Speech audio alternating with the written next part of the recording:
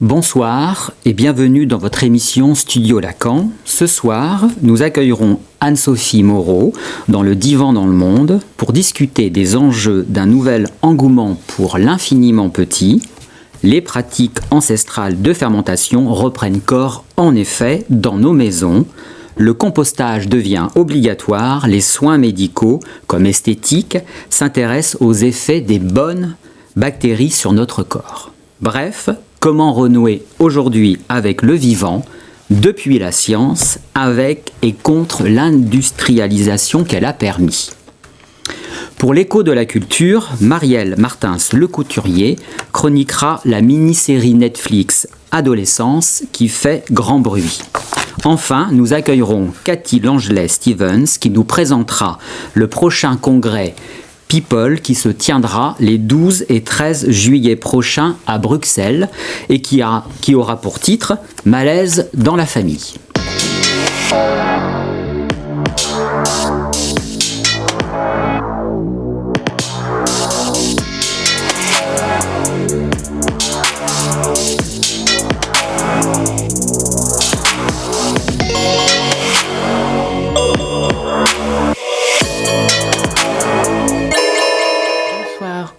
Bonsoir Anne-Sophie Moreau. Bonsoir. Merci d'avoir accepté l'invitation de Studio Lacan.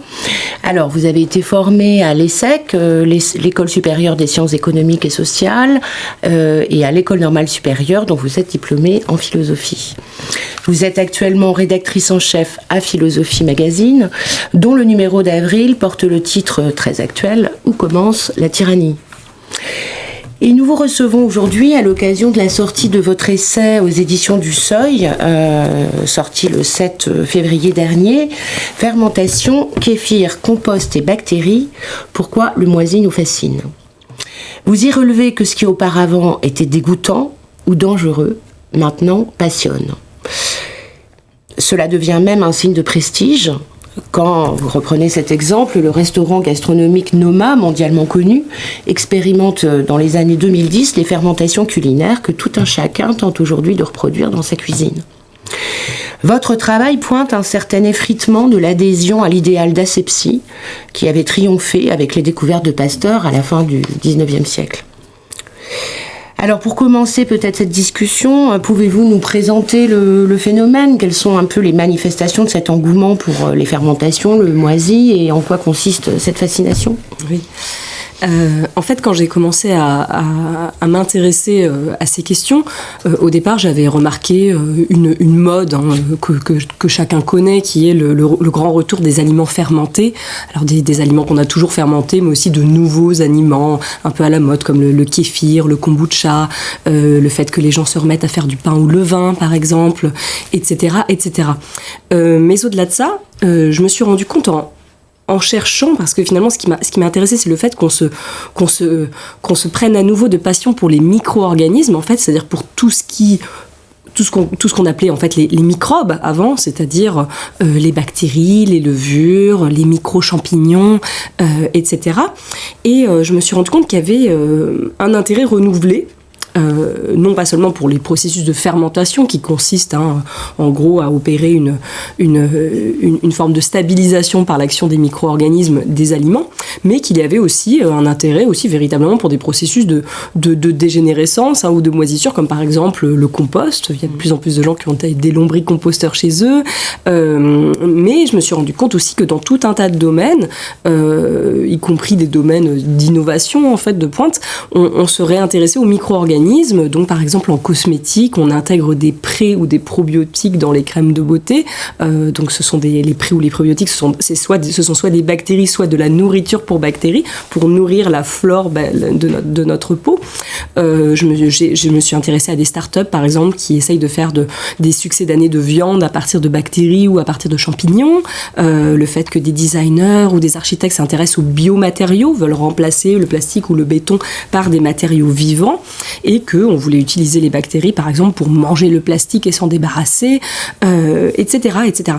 Et donc je me suis dit, qu'est-ce que ce regain d'intérêt pour l'infiniment petit dit de nos sociétés, en sachant que, évidemment, c'est un regain d'intérêt qui pointe surtout dans des pays développés, technologisés, et des pays, on va dire, plutôt hygiénistes, comme, ça ne concerne pas que la France, hein, il y a des festivals de fermentation, par exemple, aux États-Unis, en Suisse, au Japon, alors que, évidemment, on a toujours fait fermenter des aliments. Mais moi, la question que je me suis posée, c'est, voilà, que signifie cette nouvelle passion pour les microbes ? Est-ce que ça signifie que parce que peut-être nous sommes des sociétés un peu vieillissantes, qui ont peur de notre propre déclin réel ou fantasmé, est-ce que ça veut dire que nous cherchons à stabiliser la dégénérescence en l'apprivoisant, en la maîtrisant, ou bien est-ce qu'au contraire, nous cherchons à puiser là-dedans une forme de régénération profonde et de nos corps, en nourrissant notre microbiote intestinal par exemple, et de nos sociétés en essayant de régénérer la ville par le compost ? Alors on va effectivement essayer de revenir un peu sur les causes de cet intérêt pour la fermentation. Juste peut-être revenir sur une présentation de ce phénomène. On pourrait dire finalement que ça se situe à 2 niveaux, chez les particuliers et puis aussi, là vous disiez, dans les champs de l'alimentaire, du design, des cosmétiques et de la médecine également. Et je crois que vous évoquez d'ailleurs dans le secteur psychiatrique qui nous intéresse plus spécifiquement, qu'il y aurait des recherches autour de la fermentation afin de pouvoir soigner la dépression. Est-ce que vous avez quelques petits éléments à nous apporter ? Alors évidemment, il faut être très prudent puisque récemment, je discutais avec une amie psychiatre qui me disait attention, quand tu passes dans des médias, ne commence pas à dire qu'on va pouvoir soigner la dépression par des produits fermentés. Il ne faut surtout pas que des patients atteints de troubles bipolaires se mettent à acheter du kombucha au lieu de consulter des psychiatres. Donc voilà, on est d'accord que pour l'instant, il s'agit de réflexion et d'études balbutiantes. Hein. Mais disons que ce qui est intéressant et ce qui a été mis en valeur, vous voyez, par un livre par exemple très populaire comme Le charme discret de l'intestin de Julia Enders, qui a été un best-seller en Allemagne, mais aussi en France, en Europe, c'est le fait que des chercheurs en fait s'intéressent à la corrélation entre certains troubles de santé, hein, pas forcément seulement de dépression, hein, aussi par exemple d'Alzheimer ou bien de la maladie de Parkinson, de certains cancers même. Donc on s'intéresse à la corrélation entre certaines pathologies et un déséquilibre du microbiote. Donc le microbiote, c'est quoi ? Ce sont ces milliards de bactéries, mais aussi de champignons, on parle de mycobiote, qui peuplent nos entrailles et qui, on les appelle notre deuxième cerveau. Pourquoi ? Parce qu'on se rend compte finalement que toutes ces bactéries qui nous habitent influencent aussi nos états mentaux. Alors on ne sait pas exactement comment ni pourquoi, on ne sait pas aussi dans quel sens ça se passe. Hein. Peut-être que par exemple la dépression vient affecter au contraire, vient déséquilibrer votre microbiote. Donc pour l'instant on ne sait pas exactement comment ça fonctionne.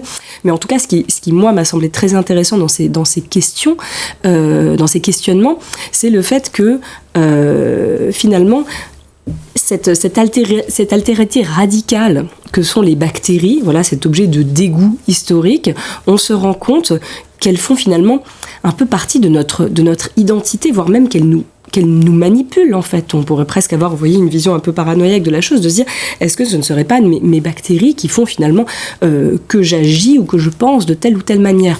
Notre microbiote, il est en partie hérité. On parle d'un héritage microbien, c'est-à-dire du fait que, par exemple, à la naissance, notamment grâce à la naissance par voie basse, on hérite de tout un tas de bactéries de notre mère qui viennent ensuite être accompagnées de tous les micro-organismes auxquels nous sommes confrontés dans nos vies. Donc c'est une identité qui est à la fois une identité, on va dire, donnée à la naissance, mais qui ensuite est une identité construite à travers notre expérience, une identité Ricoeur dirait une identité narrative peut-être. Voilà, c'est-à-dire le récit de notre vie, l'ensemble des expériences que nous faisons viennent enrichir notre microbiote. Et donc chacun de nous a un microbiote, c'est-à-dire un mélange de micro-organismes qui est unique. Et la question évidemment que ça pose, c'est où est mon moi là-dedans ? Est-ce que nous sommes finalement maîtres de nos émotions, de nos états mentaux, en sachant qu'on sait par exemple aujourd'hui que sur certains petits comportements assez anodins, mais comme par exemple l'alimentaire, on sait par exemple que voilà, si vous mangez entre guillemets de bonnes bactéries avec de bons légumes chaque jour, eh bien vous allez être incité par vos bactéries intestinales à continuer, parce que voilà, si vous avez mettons une bactérie qui aime bien le poireau, vous remangez un poireau, votre bactérie va vous dire de remanger du poireau, tandis que si vous mangez que des frites, vos bactéries à frites vont vous inciter à remanger des frites. Bon, voilà. Donc la question c'est de savoir est-ce que finalement on aurait quelque chose comme une sorte d'inconscient bactérien qui nous guiderait. Voilà. Et ça je trouve ça très très intéressant parce que ça vient complètement remettre en cause notre vision et de notre corps et de notre libre arbitre. Bon, mais vous en parlez aussi beaucoup comme métaphore. Bien sûr. Alors, il est peut-être intéressant de noter, comme vous l'avez fait en tout début d'émission, mais de remarquer que le pourri et le fermenté ne relèvent pas quand même des mêmes mécanismes au niveau microbiologique. Et vous citez notamment le fameux triangle culinaire de Lévi-Strauss dans Le cru et le cuit, où pour lui, le pourri relève pour lui d'une dégradation naturelle, retour à l'état de nature, tandis qu'il situe le fermenté comme un intermédiaire entre la nature et la culture, puisqu'il s'agirait d'une transformation semi-contrôlée par l'humain.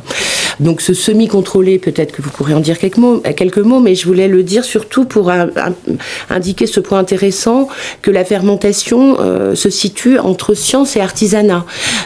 Certes, les micro-organismes, ils ont été découverts par la science, mais le produit final, en effet, est unique, comme notre microbiote, mais comme les fermentations culinaires qu'on peut faire, non reproductibles à l'identique, et donc ça échappe à l'industrialisation industrielle. Est-ce que cette dimension...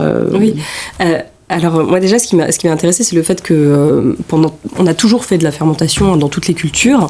D'ailleurs on est souvent, lorsqu'on pense à des produits fermentés, on ne réalise pas forcément que les produits qu'on mange au quotidien sont fermentés, le fromage bien sûr, mais tout un tas de... Le saucisson, voilà, on oublie souvent que des produits très courants sont fermentés, et souvent on est dégoûté par le fermenté de l'autre. Voilà, le natto japonais, les poissons fermentés des Scandinaves nous semblent un petit peu dégoûtants.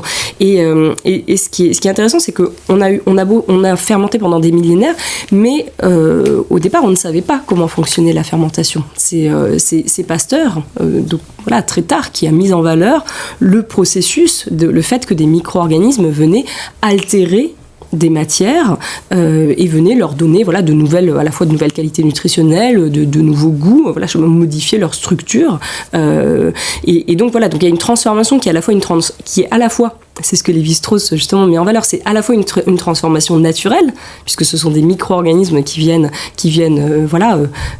entre guillemets prédigérer la matière pour nous, et en même temps ce sont des processus très civilisés, puisque pour pouvoir avoir le résultat que l'on veut, quand bien même on ne sait pas comment il fonctionne au départ, il faut des conditions très particulières. Voilà, vous n'aurez du roquefort que dans les causses, avec le microbiote très particulier, l'ensemble de bactéries très particulier qui règne dans ces caves-là, et donc évidemment c'est aussi un produit de la civilisation.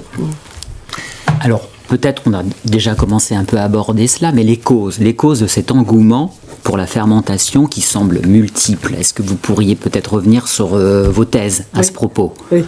Alors, les causes... moi, je réfléchis à tous les types de causes possibles et imaginables pour ce regain d'intérêt pour les microbes. Moi, je pense que déjà, il y a on va dire une sorte de lassitude vis-à-vis d'une société très hygiéniste, celle qui a été la nôtre, celle puisque Pasteur a découvert les microbes, a découvert la fermentation, mais s'est aussi rendu compte que les bactéries pouvaient être des agents pathogènes. Donc, ça a entraîné la pasteurisation pour les aliments, l'aseptisation des processus en santé, mais partout dans notre société, pour de très bonnes raisons, aussi pour éviter des maladies. Et donc je pense qu'aujourd'hui il y a comme une sorte de retour de balancier, parce qu'on se rend compte que la santé repose aussi sur un bon équilibre, une sorte de symbiose avec les bactéries. Voilà. Donc on se rend compte par exemple que si on manque de bonnes bactéries, on a tout un tas de pathologies, des mycoses, des déséquilibres digestifs, etc. Donc déjà il y a aussi des études dans le domaine de la santé qui évidemment ont provoqué ce regain d'intérêt. Mais je pense qu'il y a aussi tout un tas de causes, on va dire plus sociologiques ou sociétales, comme par exemple le fait que, pour parler de la fermentation alimentaire, on est de plus en plus dans un monde considéré comme hostile et incertain, c'est-à-dire que, alors c'est venu, évidemment ça a été renforcé par la crise du Covid, mais depuis longtemps, depuis quelques années, il y a un retour des grandes peurs, par exemple des pénuries, c'est-à-dire l'idée que le système logistique qui vient nous livrer chaque jour des aliments en boîte pourrait éventuellement une sorte de prise de conscience de la fin de la société d'abondance. C'est un point. Voilà, la fin de la société d'abondance, parce que on se rend compte que le monde est fini, la crise écologique évidemment fait l'objet d'une prise de conscience, mais aussi on se rend compte qu'il y a le retour des guerres, que l'énergie ne sera peut-être plus disponible en quantité infinie, etc. Et donc il y a une volonté de retrouver une forme d'autonomie alimentaire, une forme de maîtrise sur la production et la conservation des aliments, ce qui aurait pu sembler absurde, parce que je veux dire, on a tous des congélateurs, des boîtes de conserve, pourquoi fermenter aujourd'hui ? Or on se rend compte, en tout cas moi, lorsque je discute avec des amis qui font fermenter leurs légumes en bocaux à la campagne, on se rend compte que il y a une idée, on va dire, quasiment survivaliste derrière tout ça, c'est l'idée que je dois pouvoir vivre en autarcie si c'est nécessaire, je dois pouvoir conserver des aliments, pouvoir survivre l'hiver, on va dire en cas de catastrophe, en cas de fin de la civilisation. Merci Anne-Sophie, je vous interromps, on va reprendre après notre chronique Écho dans la culture.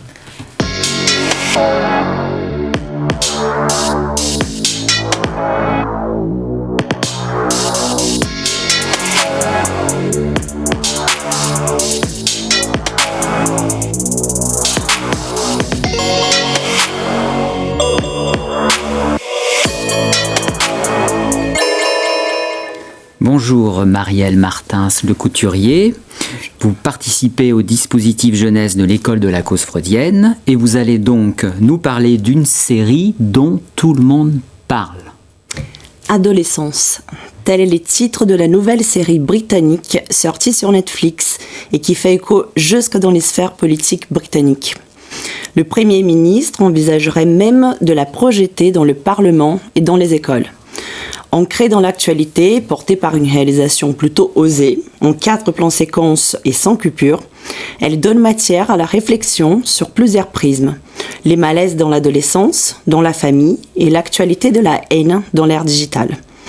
Elle invite à réfléchir sur la jeunesse d'aujourd'hui, aux prises avec des sphères masculinistes et sur l'abîme générationnel causé par les réseaux sociaux. On y trouve des parents déboussolés, qui ne comprennent pas le langage codé de leurs ados sur les réseaux, et un univers adolescent qui a ses propres règles, où la jouissance pulsionnelle de l'un domine et emporte sur la transmission. Alors pouvez-vous entrer dans le détail ? Jamie, un adolescent de 13 ans, est accusé du meurtre de Cathy, une camarade de classe, par 7 coups de couteau. Ses parents, à l'image de la famille plutôt ordinaire, refusent d'y croire. Comment leur ado aurait-il pu commettre l'impensable ? Et si c'était lui, qu'ont-ils raté dans son éducation ?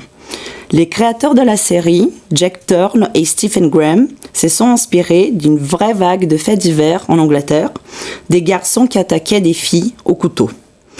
Les choix du style n'est pas celui du suspense, donc rassurez-vous, je ne vous spoil rien. On saura dès le début que Jamie est coupable, même s'il ne niera jusqu'au dernier épisode. Ce n'est que pendant l'expertise menée par une psychologue chargée d'évaluer son discernement que sa fragilité psychique et ses mobiles vont apparaître. Son malaise par rapport à la virilité, les nuages nocifs de la pulsion de mort et les mésusages des réseaux.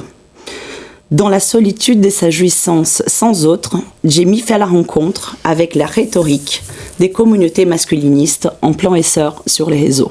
Les incels, pour involuntary celibate ou abstinent involontaire. Alors, en quoi consiste ce mouvement, précisément ? Né aux États-Unis, les mouvements essayent de combattre l'ascension des femmes qui représenteraient une menace pour eux. Il n'est évidemment pas sans lien avec la montée du populisme de droite dans le monde.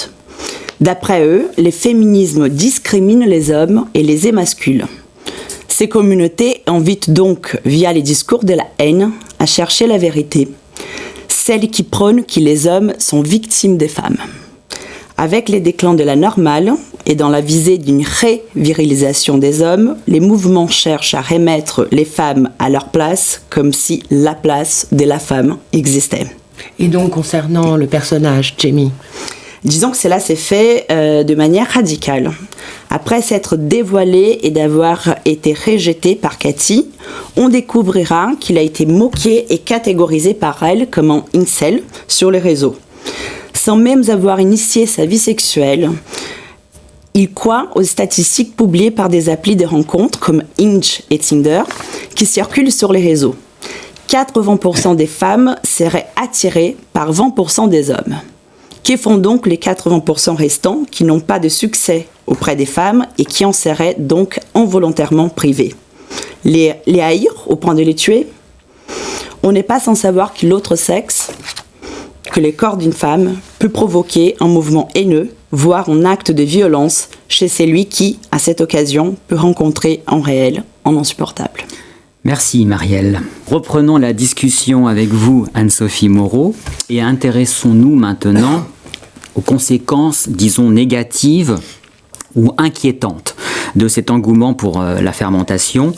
On pourrait peut-être parler d'un fantasme de symbiose avec la nature, avec le vivant, pouvant amener à un repli sur soi, à vivre dans une bulle, une vie sous cloche, dites-vous dans votre ouvrage, où il s'agit de, je vous cite, prendre du plaisir à contempler un processus organique dans un bocal. Bref, quels sont les aspects plus sombres qu'implique cet intérêt ? Selon vous? Oui, alors c'est les aspects plus sombres qu'implique l'intérêt, non pas seulement pour la fermentation, mais on va dire de manière générale aussi pour les microbes et pour les processus de dégénérescence, comme par exemple le compost, même si le compost c'est très bien écologiquement. En fait, il y a tout un chapitre du livre où je m'intéresse notamment aux nouvelles modes en urbanisme et en architecture, par exemple, qui consistent à vouloir recouvrir les bâtiments de mousse, vous voyez, les murs végétaux, réintroduire les mares. Par exemple, il y a tout un plan mare à Paris, donc des milieux qu'on considérait comme dégoûtants avant, vous voyez, de l'eau insalubre, de l'eau stagnante. Alors, je dis ça non pas pour critiquer de telles initiatives, parce que bon, c'est très bien, pourquoi pas. Moi, je suis très contente qu'il y ait des mares et qu'il y ait de nouveau des moustiques dans la ville, si c'est bon pour la biodiversité. Mais la question que je me pose, c'est qu'est-ce que ça dit aussi inconsciemment de notre rapport à notre propre civilisation. Donc, alors j'ai déjà dit, effectivement, il y a un fantasme de pouvoir vivre en autonomie avec la fermentation, qui peut évidemment virer à un fantasme d'autarcie. Voilà, à l'idée qu'on va pouvoir vivre tout seul, se nourrir seul, sans l'autre. Sans l'autre, voilà. C'est au niveau individuel, mais aussi au niveau national. C'est-à-dire qu'il y a une initiative qui s'appelle Ferment du futur, qui est dotée de 50 millions en France et qui consiste à vouloir encourager des startups à produire de la viande à partir de bactéries pour viser la souveraineté alimentaire. Et donc la question que je me pose, c'est qu'est-ce qu'on recherche là-dedans, qu'est-ce que ça dit de nous? On recherche à la fois la souveraineté alimentaire individuelle, la souveraineté alimentaire nationale, et donc ça peut aussi, même si c'est très bien pour des raisons écologiques notamment, ça peut aussi entraîner peut-être un désir d'autarcie, un désir, vous voyez, non plus de cultiver son jardin, mais de faire macérer son jardin loin de ce monde qu'on considère comme hostile. Ça, c'est la première chose. Et la deuxième chose, c'est qu'est-ce que cet engouement pour le compost, les mares, cet urbanisme de la dégénérescence dit en fait finalement de notre rapport à la mort, non pas seulement en tant qu'individu, mais quasiment en tant qu'espèce. C'est-à-dire que c'est comme si nous avions une sorte de fascination pour l'idée finalement de la décomposition de notre civilisation. J'ai beaucoup d'amis, et j'en fais partie aussi, qui font de l'urbex par exemple, vous voyez, qui adorent aller visiter des ruines recouvertes, et ce sont souvent des ruines industrielles qu'on va voir parce qu'elles sont en train finalement de rouiller, de se décomposer et d'être recouvertes par une nature rudérale, c'est-à-dire une nature qui pousse sur les ruines. On trouve ça aussi dans énormément de films avec des décors apocalyptiques. Voilà, c'est un grand topos des films d'anticipation aujourd'hui.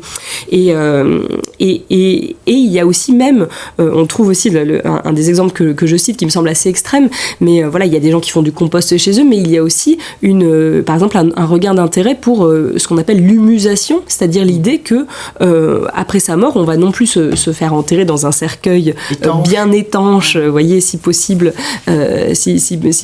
bien scellé, et qu'on ne va pas non plus faire appel à la crémation, mais qu'on va s'enterrer idéalement à même le sol pour être mangé, digéré le plus rapidement possible par des micro-organismes. Et donc cela, il me semble que ça relève aussi, même si encore une fois sur le plan écologique ça fait sens, on comprend pourquoi, mais ça relève peut-être aussi d'une forme de pulsion de mort, aussi d'une envie de nous voir disparaître, nous les humains. Pourquoi ? Parce que nous nous considérons au fond comme une espèce invasive qui ferait mieux de disparaître sans laisser de traces. Oui, c'est ça, c'est sans laisser de traces, sans sépulture, à travers ce phénomène de l'autocompostage après la mort que vous évoquez dans votre ouvrage. Ouais. Voilà, donc en effet, vie et mort en droit et en envers de la même face. Alors, il nous a semblé, en lisant votre livre, on pouvait vraiment tirer de multiples enseignements de cet intérêt, donc pour le pourri, les fermentations et tout ce type de phénomènes que vous listez. Des enseignements sur le sujet contemporain, justement, son rapport au monde, à la vie. Alors, je voulais vous proposer plutôt des rapides échanges là autour de certaines de ces thématiques, si vous pouviez répondre par quelques phrases. Et comme ça, voilà, ça sera assez rapide comme ça et incisif. Donc, pour commencer, par exemple, qu'est-ce que ce phénomène nous apprend sur notre rapport au corps ? Notre rapport au corps. Eh bien, déjà, ça nous dit, par exemple, que notre corps est peuplé d'altérités, les microbes, et qui ne sont pas un objet de dégoût, mais au contraire que nous avons besoin d'eux pour vivre en symbiose, vivre en pleine santé, et que nous considérons moins notre corps comme on va dire un objet fermé, étanche au monde extérieur, mais plutôt comme un organisme poreux qui a besoin de l'altérité pour survivre. Ça, c'est plutôt positif, et ça veut dire aussi qu'on se réconcilie aussi avec ses sécrétions. Je parle avec le sale de nous-mêmes. Oui, voilà, avec ce qu'on considérait comme sale, comme dégoûtant. J'évoque dans le livre l'anecdote un peu assez poilante d'une étudiante qui s'amuse à faire du yaourt à partir de ses sécrétions vaginales. Pardon pour l'anecdote, mais c'est intéressant parce que finalement, elle vient renverser le stigmate, voilà, associé aux sécrétions, notamment aux sécrétions féminines. Il y a toute une vision, on va en reparler, de la sécrétion féminine comme étant dégoûtante, objet de dégoût, et associée aussi au froid et à l'humide de la fermentation et de la moisissure. Donc il y a la dimension de l'altérité aussi là, que vous venez d'évoquer, et aussi concernant la notion de déchet. Qu'est-ce que vous pourriez nous dire ? Qui est aussi un peu évoqué. Oui, bien sûr. Bien sûr, c'est l'idée que le déchet n'est plus seulement quelque chose dont on se débarrasse et qu'on ne veut pas regarder en face, mais que c'est aussi quelque chose qu'on va non seulement utiliser, mais qu'on va considérer quasiment, dans le cas du compost par exemple, quasiment comme un objet. Moi je dis que le lombricomposteur est quasiment un objet religieux. C'est comme un autel auquel on vient donner des offrandes, parce que nous avons je dis religieux parce que c'est très symbolique, c'est-à-dire que sur le plan écologique, le compost, en tout cas un lombricomposteur personnel a très peu d'impact sur notre bilan carbone comparé par exemple aux avions qu'on prend pour partir en vacances. Donc le lombricomposteur, c'est un rituel. Voilà, chaque jour, on vient lui donner nos épluchures, voilà, pour nous faire pardonner finalement tout ce que nous avons fait. Voilà. Mais surtout, nous espérons de lui qu'il nous propose une véritable régénération. Voilà, on vient en fait voir en face la décomposition parce qu'on espère qu'en naîtra la vie finalement. Alors, et quel enseignement sur notre rapport au vivant ? on en a un peu parlé. Oui, c'est très général, mais je dirais que alors ce que je trouve intéressant, c'est la façon dont finalement on est en train peut-être de passer un cap en termes de maturité écologique. C'est-à-dire qu'avant, on avait une écologie qui était fondée sur une empathie pour des animaux, on va dire, mignons, qui ont un visage. Vous voyez, les gentils dauphins, les mignons pandas, que sais-je. Et là, on est capable tout de même d'une empathie pour des micro-organismes qui n'ont même pas de visage, qu'on ne peut pas voir à l'œil nu. Ça, je trouve ça intéressant. Le kéfir et le kombucha, il y a quelque chose qu'on peut voir à l'œil nu. Alors, on peut voir l'ensemble. En fait, le kombucha, on voit une sorte de disque gélatineux, voilà, qui est un ensemble, qui est une symbiose entre divers micro-organismes. On lui donne dans les petits noms. Oui, et je parle de tous ces gens qui parlent qui donnent un nom à leur levain, par exemple, qui parlent de soigner leur kéfir ou soigner leur kombucha, qui en parlent comme si c'était des membres de leur famille. Il y a même des sordo-sitters dans les pays anglophones, c'est-à-dire l'équivalent des baby-sitters pour le vin. Voilà, donc ce sont quasiment comme des animaux domestiques. On retrouve la dimension d'altérité, mais qui s'incarnerait là en quelque sorte. Oui, et c'est-à-dire voilà, on vient nourrir ces micro-organismes pour nourrir une forme de matrice de la vie finalement. Alors, dernière thématique peut-être qu'on peut évoquer, il y en a plein d'autres encore, la question du temps qui passe et le rapport à la mort. Vous dites, là j'ai noté quelques petites phrases, c'est faire face aux moisis, c'est contempler le trépas qui nous attend. Et vous dites aussi, ça nous rappelle que nous sommes tous des denrées périssables, comme tous les êtres vivants. Est-ce que vous pouvez revenir là-dessus ? Bien sûr, ça ce serait peut-être la forme de maturité, voilà, de l'autocomposteur. Peut-être c'est l'idée de se dire que voilà, nous lorsqu'on contemple des processus de moisissure en cours, on contemple finalement le réel brut et le fait que notre corps lui-même, voilà, quand bien même il a actuellement une forme, une volonté, un libre arbitre, eh bien il sera amené un jour à se décomposer, à se fondre avec une matière, mais une matière qui est la vie finalement aussi. Donc voilà, donc il y a à la fois dans ma conclusion, ce que je dis, c'est que je vois des tendances très contradictoires en fait s'exprimer à travers cette fascination et pour le fermenté et pour le pourri. C'est-à-dire que à la fois il y a, on va dire, quelque chose d'assez noir, voilà, peut-être une fascination pour le déclin, une pulsion de mort, une culpabilité de l'espèce, une culpabilité à exister. Alors, vous avez parlé des incels tout à l'heure. Les incels ont aussi comme slogan, par exemple, lie down and rot, c'est-à-dire je veux m'allonger et moisir, pourrir. Et aux États-Unis, il y a eu la mode du bed rotting l'année dernière, par exemple, qui était l'idée de je reste allongée sur mon lit à moisir, à pourrir et je scrolle toute la journée, je ne pas travailler. Rien. Voilà. Et donc il y a une forme d'abandon. Moi, je parle aussi de l'abandon de l'ambition, aussi de l'idée de s'élever au-dessus de la nature. Et donc il y a un abandon, voilà, de toute volonté finalement de s'élever, de s'ériger. Oui, parce que vous parlez de cet idéal d'horizontalité, oui, contre le principe de hiérarchie aussi. Oui, voilà, je dis le ferment s'échange et ne s'achète pas. Et puis il y a toute une fascination aussi pour je sais pas si on a encore le temps d'en parler ou pas, mais il y a toute une fascination pour par exemple pour le mycélium et les échanges entre le fait que la partie souterraine des champignons permet des échanges entre les espèces, voilà, ce qui nous permet de voir la nature comme une symbiose, mais nous permet aussi de mettre en valeur, vous voyez, un modèle de coopération dans la nature dont on pourrait s'inspirer dans la société. Et donc la question c'est est-ce que par exemple cette pulsion horizontale, est-ce que c'est finalement une pulsion de mort, l'idée qu'on va tout abandonner en fait, voilà, comme nous avons tout pollué et puis comme finalement la vie n'a aucun sens, eh bien je vais m'allonger et moisir, je vais renoncer à toute forme d'action, ou bien est-ce qu'au contraire nous allons, voilà, en nous réintéressant à ce micro-vivant, au contraire, essayer de retrouver, voilà, une forme rapport à la vie qui soit différent. Voilà, une réconciliation avec la nature et l'envie, voilà, de participer, de contribuer, par exemple, à la régénération de la biodiversité. Bon, merci. C'est vrai qu'il y a énormément de thèmes. On aurait aimé pouvoir continuer. Notamment, il y a la question du féminin, justement, la sorcière fermenteuse, le rapport aussi aux parasites qui grouillent, mais on va être obligé de s'arrêter pour passer à notre chronique Actualité de la psychanalyse.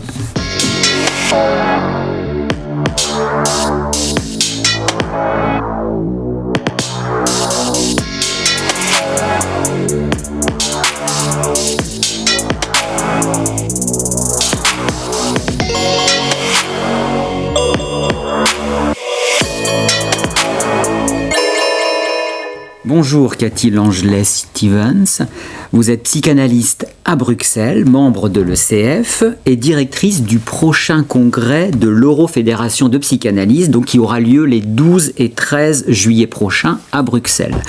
C'est la 12e édition de People, P-I-P-O-L, et le 8e congrès de l'Eurofédération. Il aura pour titre le congrès Malaise dans la famille. Alors, tout d'abord, People, ça veut dire quoi? Et pourquoi est-ce le 12e congrès de People, mais seulement le 8e congrès de l'Eurofédération? Alors bonjour Damien, bonjour Caroline.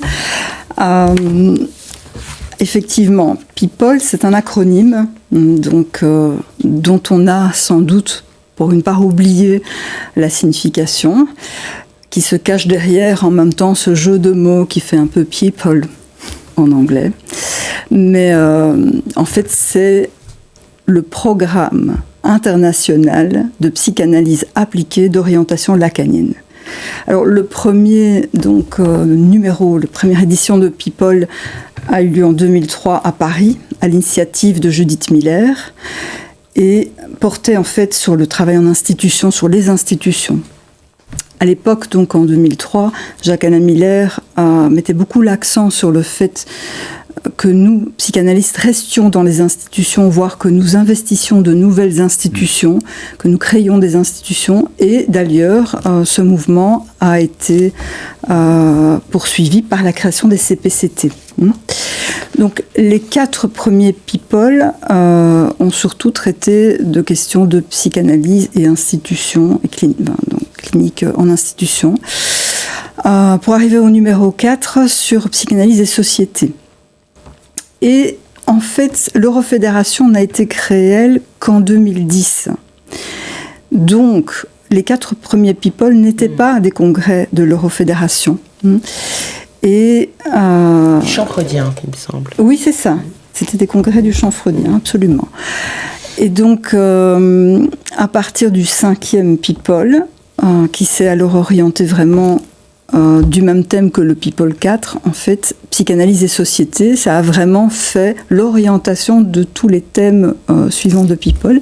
Et à partir donc du People 5, c'est l'Eurofédération qui a pris la charge de l'organisation de ces congrès.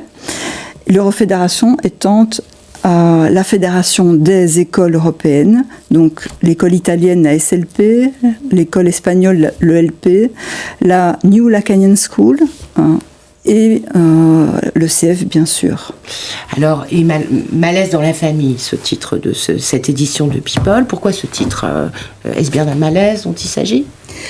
Alors, malaise, évidemment, ça fait référence au malaise dans la civilisation de Freud, comme vous le savez. Freud a consacré un chapitre de son ouvrage à la famille. Le 4e chapitre donc de Malaise dans la civilisation, c'est entièrement consacré à la question de l'amour et de la famille. Et donc, c'est ce qui a orienté le choix donc, de Malaise dans la famille pour le titre. Alors, est-ce qu'il s'agit encore de malaise aujourd'hui? En fait, tel que Freud l'a repris, c'est une conséquence, en fait, ce malaise dans la civilisation, de sa conceptualisation de la pulsion de mort en 1920. En 1929, il écrit Malaise dans la civilisation pour, au fond, faire une lecture psychanalytique et politique de la civilisation de l'époque.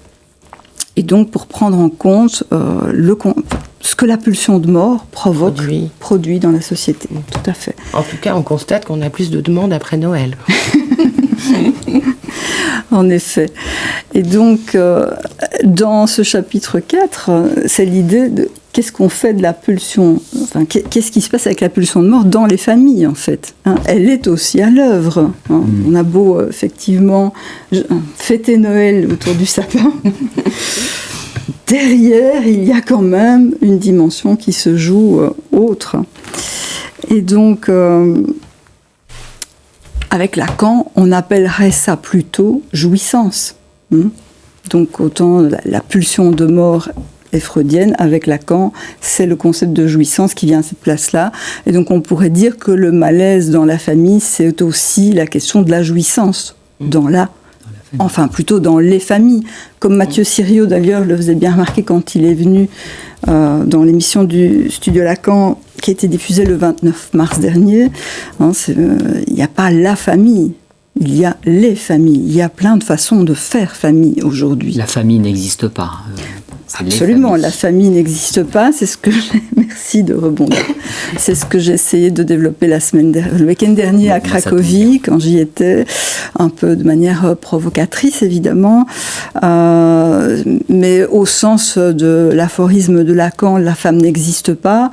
On peut dire tout aussi bien la famille n'existe plus, puisqu'il n'y a plus un modèle. Il y a toutes sortes effectivement de variations. Alors une autre question, est-ce qu'il y a des familles sans malaise ou est-ce que le malaise dans la famille c'est le nom général de toute famille? C'est-à-dire est-ce que c'est structural le malaise? Oui, effectivement, c'est structural le malaise dans la famille. Il est au sens où c'est cette jouissance qui est au cœur de la famille. Et les malentendus. Et au cœur de tout, oui, les malentendus, et au cœur, effectivement, de toute vie humaine. Parce que s'il y a de la vie, il y a de la jouissance. Au sens, il y a aussi de la pulsion de mort. Elles sont extrêmement nouées l'un à l'autre. Et donc, je vous rappelle la définition que Jacques-Alain Miller a produite dans un texte qui est vraiment une référence importante pour notre congrès People, qui s'appelle « Affaires de famille dans l'inconscient », et où il dit ceci: « La famille a son origine dans le malentendu, dans la non-rencontre, dans la déception, l'abus sexuel et le crime. La famille est formée par le nom du père, par le désir de la mère et par les objets A, que sont les enfants, et elle est essentiellement unie par un secret. » Au fond, quel est ce secret ? C'est le secret sur la jouissance des parents. De quoi jouissent le père et la mère ? Voilà. Alors, pourquoi les psychanalystes s'intéressent-ils à la famille ?